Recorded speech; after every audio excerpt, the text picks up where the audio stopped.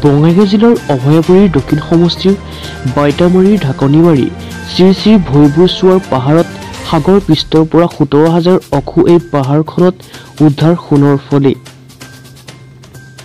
বাইতামাৰীৰ ঢাকনিবাৰীত শ্ৰী শ্ৰী ভৈবোৰ চোৱা পাহাৰত উদ্ধাৰ সোণৰ ফলি। কেৱল এয়াই নহয়, আগৰে পৰা আৰু নানা ভাস্কৰ্য ওলাই আহিছে যদিও আজিলৈকে চৰকাৰে কোনো গুৰুত্ব দিয়া নাই।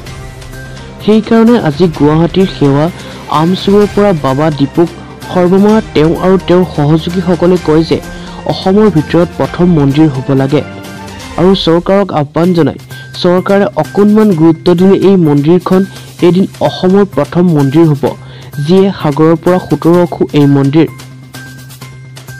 বাইতামাৰীৰ পৰা সাহিবুল ইছলামৰ ৰিপৰ্ট, ইনচাইড আছাম। বাইহাটামাৰীৰ পৰা শহীনুৰ ইছলামৰ ৰিপৰ্ট, ইনচাইড আছাম।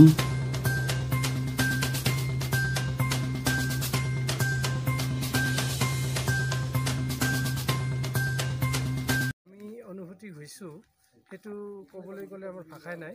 আৰু ইমান ওখ, ইমান 17,000 ফুট ওপৰত, 17,000 ফুট ওপৰত এনেকুৱা আমি শিৱলিংগ মোৰ জীৱনত মই এনেকৈ প্ৰথম শিৱলিংগ দেখা পাইছোঁ। আৰু এনেকৈ এটা সুন্দৰ পৰিৱেশ। আৰু আশা কৰোঁ এই মন্দিৰটো জাকত জিলিকা হওক, ৰাইজে চবেই আঁকোৱালি লওক।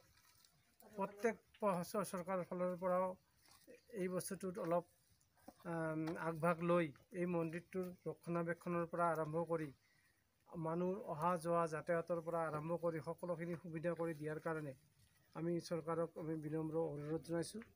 আৰু এই ভগৱান প্ৰভু ভোলানাথ প্ৰভু বাবে এই অঞ্চলবাসী ৰাইজক যাতে কৃপা কৰি চবকে কুশলে ৰাখে, মংগলে ৰাখে, সেই কামনা কৰি আজি ইয়াৰ পৰা। আৰু এটা কোৱেশ্যন মই আপোনাক কৰিবলৈ চেষ্টা কৰিম। বাবাই যিহেতু আহিছে, দীপক বাবাই আপোনালোকক কিবা আস্থা দিছে নেকি? আস্থাটো নিদিয়ে, বাবাটো আস্থা দিয়া মানুহ নহয়। তেখেতে এই ধৰ্মীয় ভিত্তিৰ মানুহ। তেখেতে আস্থা দিয়াৰ কথাটো তেনেকৈ নাহে।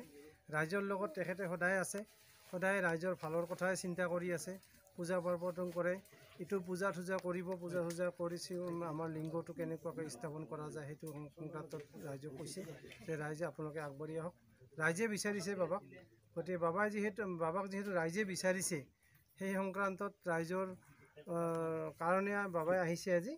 আৰু ৰাইজক এইটো কথা তেওঁ জনাইছে যে আপোনালোকে আনুষ্ঠানিকভাৱে এটা প্ৰগ্ৰাম ৰাখক।